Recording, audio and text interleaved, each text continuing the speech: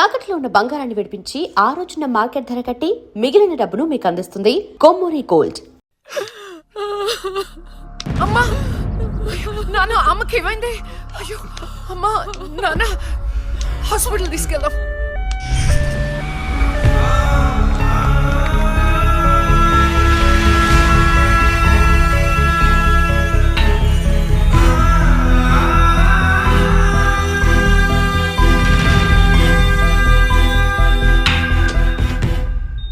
Sister, patient కి O positive blood కావాలి madam. నాది అదే blood group.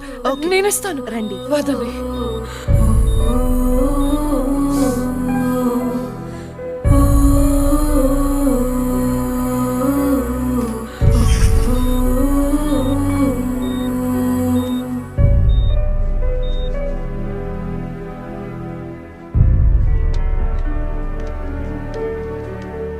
Lakshmi, nothing to worry.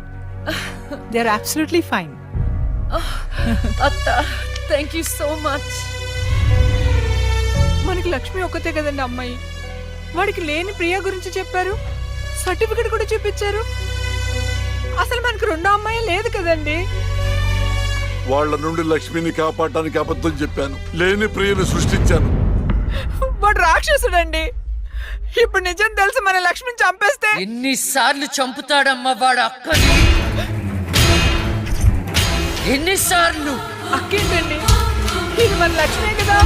అదే నాకు అర్థం కావటం లేదు. అక్కని చంపినోడిని ఎవరిని వదిలిపెట్టరు. అక్కేంటండి, ఇది మన లక్ష్మే కదా. కాదు, మీ చిన్న కూతుర్ని. చిన్న కూతురు ఏంటమ్మా? నువ్వు మా లక్ష్మిలాగా వచ్చి మమ్మల్ని ఎందుకు మోసం చేస్తున్నావు? అయ్యో, నేను మోసం చేయట్లేదు నాన్న. అక్కని అన్యాయంగా చంపిన వాళ్ళకి శిక్ష వేసి న్యాయం చేస్తున్నాను. అంటే వాళ్ళిద్దరూ చెప్పింది కూడా నువ్వేనన్నమాట. అసలు లక్ష్మితో నీకేంటి సంబంధం? నీకు మాకు ఏమిటి సంబంధం? నాన్న, నేను లక్ష్మి చెల్లెల్ని, మీ చిన్న కూతుర్ని. చిన్న కూతురు ఏంటమ్మా? మాకున్నది ఒకటే కూతురు. కాదమ్మా, ఇద్దరు. ఒరే నాయనా, అది లక్ష్మీ బాంబురా. సీమ టపాకా ఇలా కాల్చకూడదు, ఇలా కాల్చాలి, ఇలా కాల్చాలి. నువ్వు బాంబులు కాల్చే ప్రయత్నంలో కాల్చుకోకూడని చోట కాల్చుకున్నావు అనుకో, ప్రాబ్లం పెద్దదైపోద్ది. సీమలో నాటు బాంబులేసిన చేతులివి. ఆఫ్టర్ ఆల్ లక్ష్మీ బాంబు కాల్చలేనా? ఏమండి, ఇతను సేవ నుంచి ఎందుకు వచ్చాడంట? పారిపోయి వచ్చావా? సీమ నుంచి పారిపోయి వచ్చావా? అమ్మా, తులసి, తులసి, ఏమైందండి? దేవుడా, మావిడికేం కాకుండా చూడు.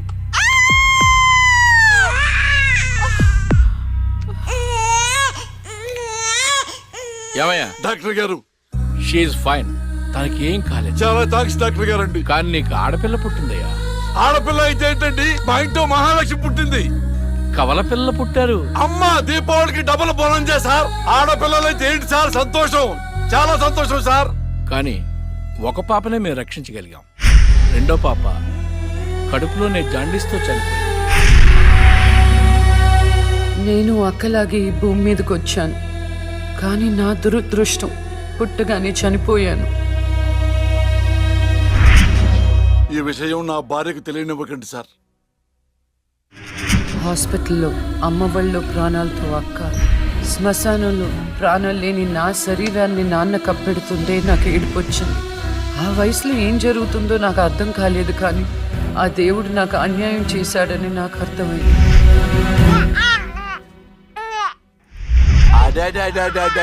ఎంత బాగున్నావమ్మా తులసి. పాపత్వం నాలాగానే ఉంది.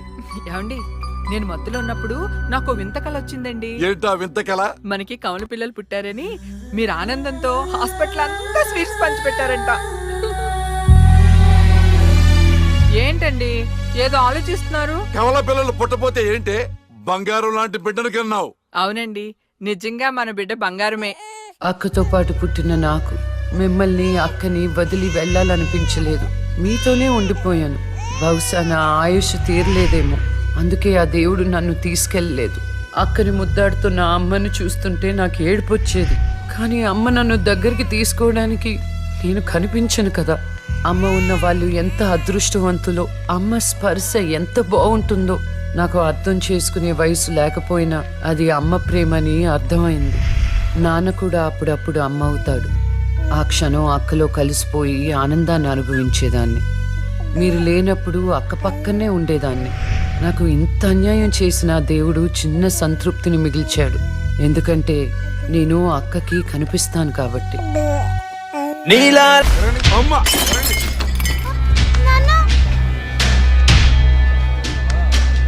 ఒకరోజు కోర్టులో నాన్నకి జరిగిన చిన్న అవమానానికి అక్కలో ఉన్న నేను జడ్జ్ అవ్వాలని నిర్ణయించుకున్నా. అక్క ఎక్కడున్నా నేను అక్కతో పాటే ఉండేదాన్ని. నేను తనకి కనిపిస్తానన్న విషయం అమ్మా నాన్నలతో చెప్పకూడదని ఇద్దరం ప్రామిస్ చేసుకున్నాం. ఎందుకంటే నన్ను పంపించేస్తారేమోనన్న భయం. అలా 7 సంవత్సరాల పాటు అక్క నేను కలిసి పెరిగాం. అమ్మా నాన్నల ప్రేమ నేను కూడా అక్కలాగే పొందాను. ఒకరోజు అక్కకి జ్వరం వస్తే డాక్టర్ దగ్గరికి వెళ్ళాం. పాపకి టాబ్లెట్లు వాడండి.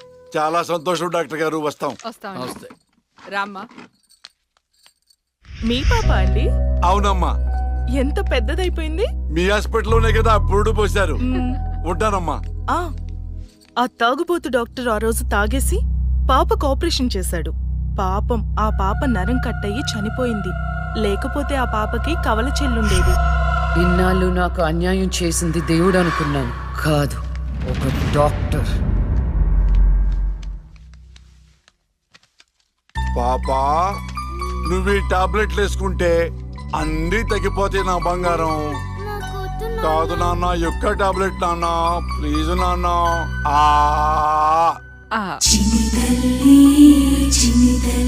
జ్వరం తగ్గిపోతుందన్నా బుజ్జు.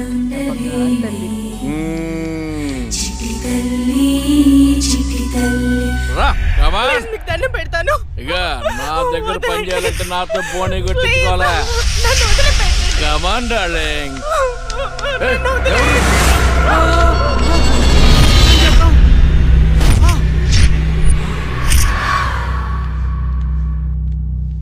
పాపా, పాపా, తులసి, పాప ఎక్కడ? అదే అర్థం కావట్లేదండి. ఎక్కడికి వెళ్ళింది?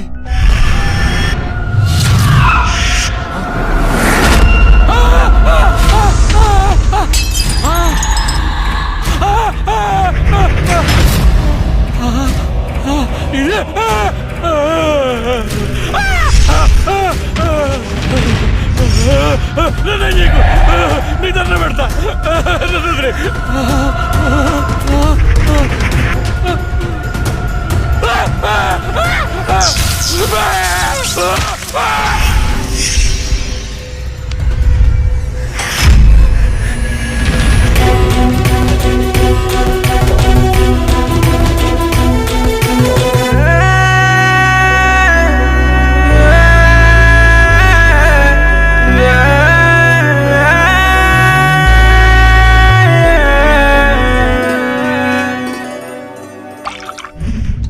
గురువు గారండి, మా అమ్మాయి లా పాస్ అయిందండి. ఇక నుండి మా అమ్మాయి పేరు లక్ష్మి కాదండి, లాయర్ లక్ష్మి. వావ్ పర్వాలేదా, కోర్టు ముందు టీ అమ్ముతునే కూతుర్ని లాయర్ని చేసావు. Very good. ఇంతగా అమ్మాయి ఎక్కడా? లక్ష్మి,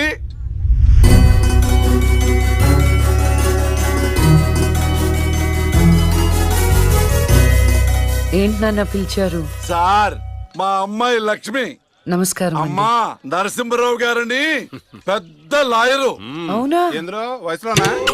కాదురా, మామూలుగా కూడా పెద్ద లాయరేనమ్మా. నేను మీ గురించి చాలా విన్నానండి. అంటే సాక్ష్యాలతో సంబంధం లేకుండా ఎలాగైనా కేసు మీ వైపు మలుచుకుంటారని విన్నాను. అదేనమ్మా లాయర్ తెలివితేటలు. అది సరే, ఇంతకీ నువ్వు సొంతగా ప్రాక్టీస్ చేద్దాం అనుకుంటున్నావా, లేక నాలాంటి వాడి దగ్గర అసిస్టెంట్ గా చేద్దాం అనుకుంటున్నావా? అంటే ఇంకొకరి దగ్గర చేస్తే వాళ్ళ ఇన్ఫ్లుయెన్స్ నా పైన పడుతుంది కదండి. అలా కాకుండా డైరెక్ట్ గా ప్రాక్టీస్ చేద్దామని అనుకుంటున్నాను. నేను నాలా ఉండాలని. గుడ్. వాయిస్ దేముంది సార్, మనుషులందరి దగ్గర ఉంటుంది. లాయర్ కి ఉండాల్సింది ఆనెస్టీ. అది నా దగ్గర ఉంది సార్. హానెస్టీ, నిజాయితీ.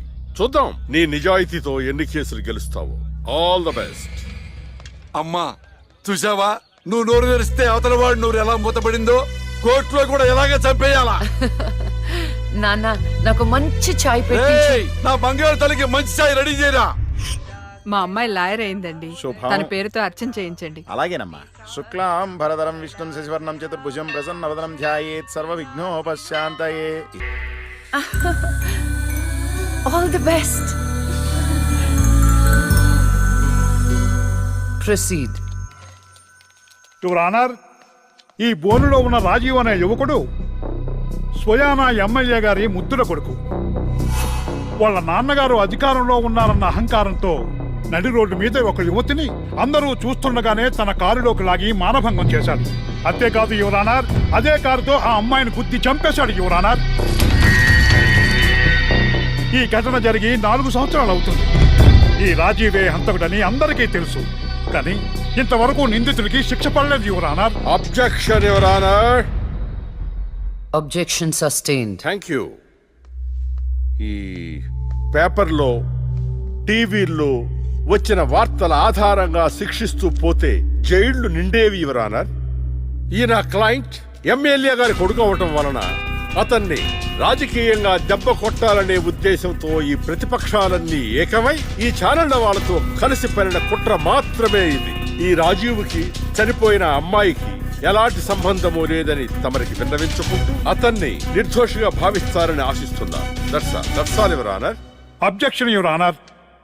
ఇలాంటి వాళ్ళకి శిక్ష పడకపోతే ఎంతో మంది అమ్మాయిలు బలైపోతూనే ఉంటారు. నేను ఇదివరకు ఎన్నో సాక్ష్యాలను కోర్టులో ప్రవేశపెట్టడం జరిగింది యువర్ ఆనర్.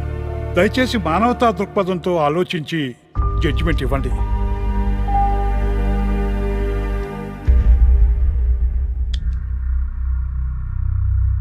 ఈ కేసు పూర్వాపరాలు పరిశీలించిన మీదట సాక్ష్యాధారాలు తారుమారు చేసి ఈ కేసుని పక్కదారి పట్టించడానికి ప్రయత్నం జరిగిందని నాకు అర్థమైంది.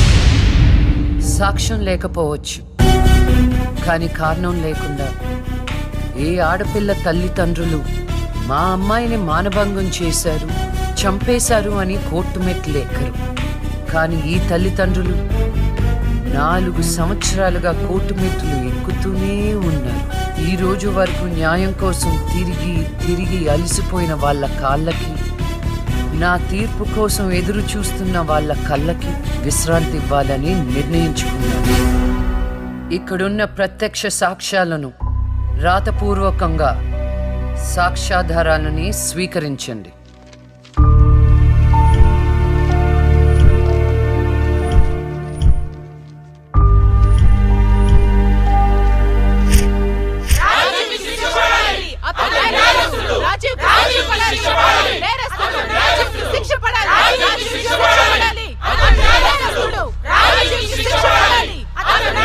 Order, order, order. రాజీవ్ అనే ఈ ముద్దాయికి లైఫ్ ఎమెన్షన్ కఠిన కారాగార శిక్ష విధించడమైనది.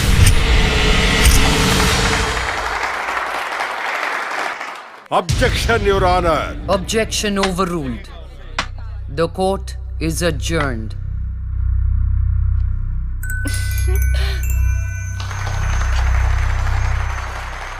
ఏమే, కొత్తగా వచ్చింది అంటే ఏ సీమ టపాకాయో శిశింద్రియో అనుకున్నాం. లక్ష్మీ బాంబు. జాగ్రత్తగా ఉండు. చెమటలు పట్టించేస్తుంది సార్. మ్మ్.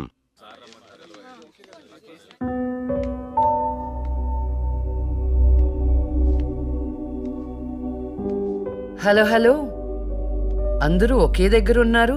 ఏంటి స్పెషల్? చేపల పులుసు మేడం. ఓహో, తినండి తినండి.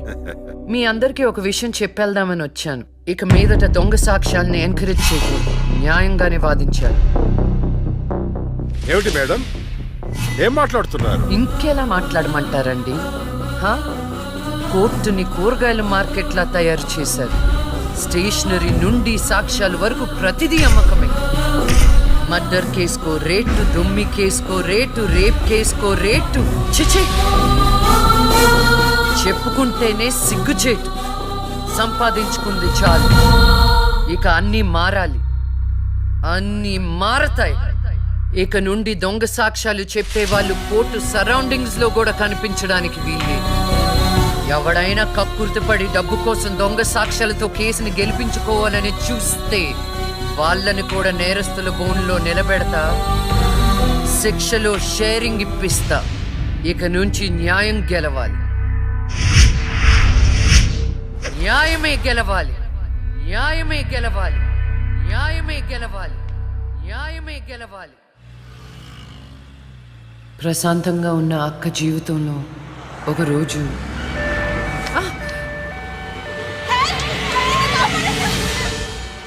అంబులెన్స్లో అమ్మాయిలు ఫాలో అవ్వ. జాగ్రత్త.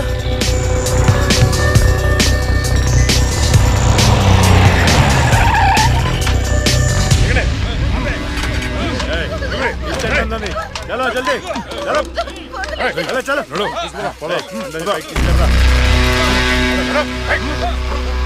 అంతా ఓకే అన్నా తీసుకొచ్చా అందరినీ. ఏం ప్రాబ్లం రాలేదు కదా? అంబులెన్స్ లో అమ్మాయిలు ఉంటారని ఎవరు గెస్ట్ చేస్తారన్నా? ఏయ్, వీళ్ళందరినీ ట్రక్ లో ఎక్కించండి. ఆ దుబాయ్ షేక్ గాడు ఒక్కడే ఫోన్లు. అసలు అది ఓయ్, అరవకో. ఏంటే నువ్వు అరిస్తే రిప్లై ఇచ్చేవాడు ఇవ్వలేడు. ఇది నా ఏరియా. రేయ్, తీసుకెళ్ళండి రా అందరినీ. తీసుకెళ్ళండి తొందరగా. పోవే. Stop it!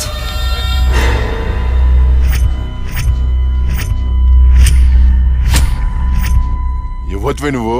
అది తర్వాత. హాస్పిటల్ కి వెళ్లాల్సిన బండి ఇక్కడికి వచ్చింది ఏంటి? ఏంటి పాప క్లారిఫికేషన్ కావాలంట? రేయ్, ఇచ్చేయండి రా.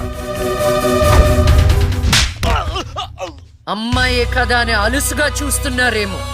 లక్ష్మి, జస్టిస్ లక్ష్మి ఆవేశపడి అటాక్ ను చేశారో ఆక్సిజన్ ఆగిపోద్ది. Arrest him.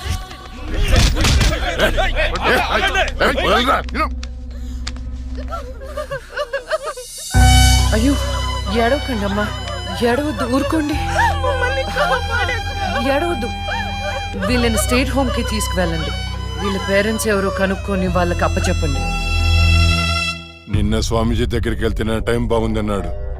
ఏంటి ఇలా జరుగుతుంది? అమ్మాయిల అక్రమ రవాణా కేసు మినిమం 10 సంవత్సరాలు శిక్ష పడుతుంది. నిన్ను శిక్ష ఎన్నేళ్లు పడుతుందని అడగట్లేదు, నన్ను శిక్ష నుంచి తప్పించగలవా అని అడుగుతున్నా. తప్పించడానికి అక్కడ ఉంది ఎవరు?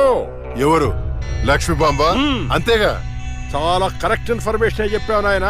నా కేసు వాదిస్తే నువ్వెంత డబ్బు అడిగితే అంత ఇస్తాను. వాదిస్తాను, కానీ గెలుస్తావని నమ్మకం మాత్రం లేదు. కానీ నువ్వు గెలవాలి. నువ్వు గెలవాలి అంటే లక్ష్మి నీకు ఫేవర్ గా జడ్జిమెంట్ చెప్పాలి. ఇదే నేను నీకు ఇచ్చే సిన్సియర్ సజెషన్. వస్తా ఏమయ్యా, వస్తా.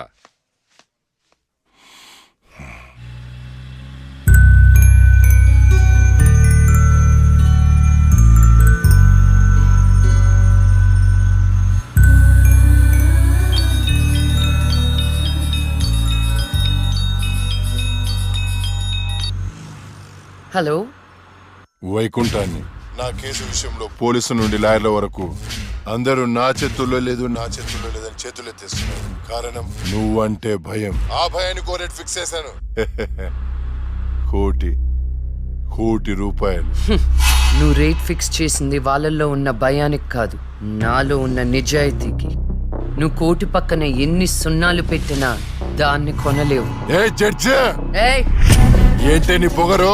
డబ్బుంటే ఏదైనా కొనొచ్చనే నీ మైండ్ సెట్ క్యాన్సర్ కంటే డేంజర్. దానికి ఆల్రెడీ ట్రీట్మెంట్ స్టార్ట్ చేశా. ఏంటి నువ్వు చేసేది? కొన్నాళ్ల పాటు జనాల మధ్య తిరగకుండా ఊసలు లెక్క పెడుతూ చిప్పకూడు తింటే ఆటోమేటిక్ గా సెట్ అవుతావు. నిజంగానే ఇది లక్ష్మీ బాంబు. అక్క, నువ్వు సూపర్. నిజమా? వాడిని బెదర్ కొట్టేశావు. హై ఫై.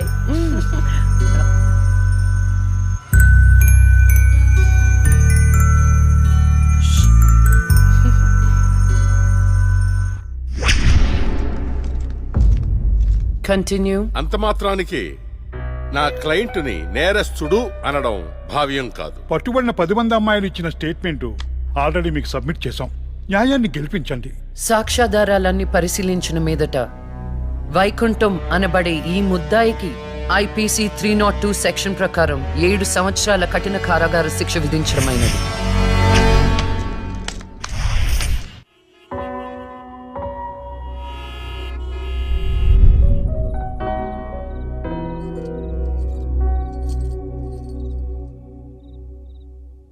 టంటడైన్!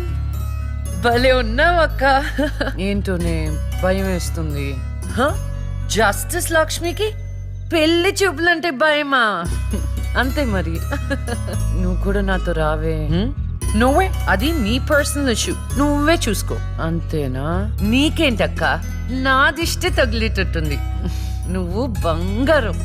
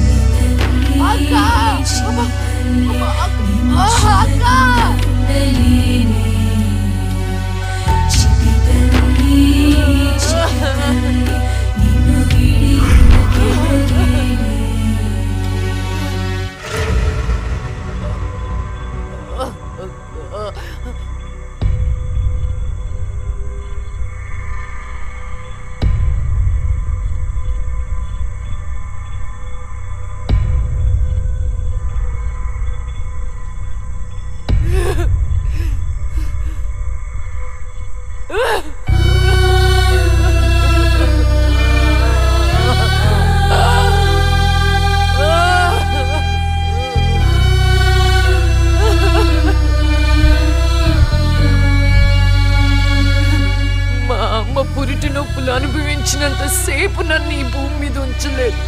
పుట్టుగానే చంపేశావు. పోనీలే, అక్క పుట్టింది, అమ్మ నాన్నకి ఒక్కగానొక్క కూతురు అనుకున్నా. వాళ్ళైనా ఆనందంగా ఉంటారని ఆశించాను, కానీ దాన్ని కూడా చంపేశావు.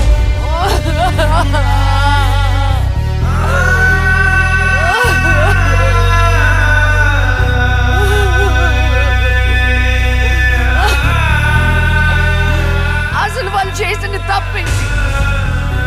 అమ్మ రోజు నీకు పూజలు చేస్తూ ఉపవాసాలు ఉండటమా? ఒంటరిగా ఈ వయసులో వాళ్ళు ఎలా బ్రతకాలి?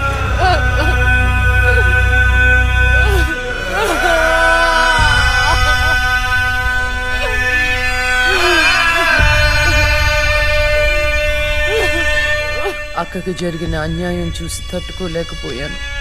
పాపం ఆ దేవుడు కూడా చలించిపోయాడేమో. చిన్న వరం ఇచ్చాడు. అప్పుడప్పుడు అక్క శరీరంలోకి వెళ్ళే నేను శాశ్వతంగా తన శరీరంలో ఉండిపోయాను.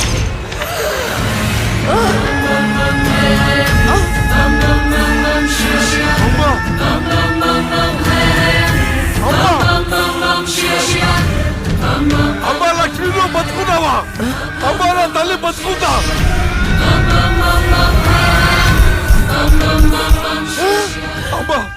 అమ్మా మీకేం కాలేదు కదా? నాకేం కాలేదు, నువ్వు పదమ్మా. నాకేం కాలేదు నా తల్లి.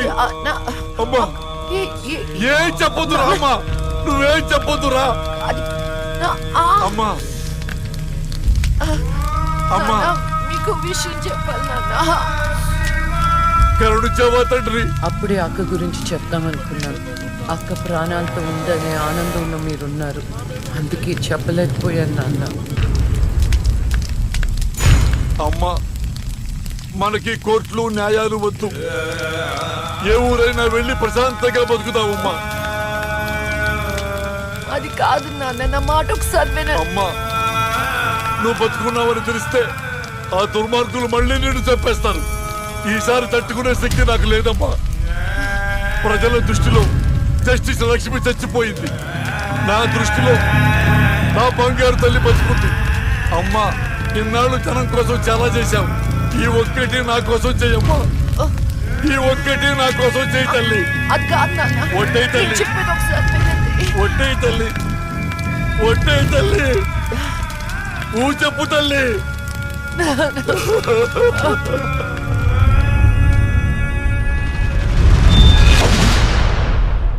అమ్మా, నాన్న. అమ్మా, ఏడవద్దు. అమ్మా, ఏడవద్దు. నాన్న, ఏడవద్దు నాన్న. అక్కని చంపి ఈ కన్నీళ్లకు కారణమైన వాళ్ళని వదలను.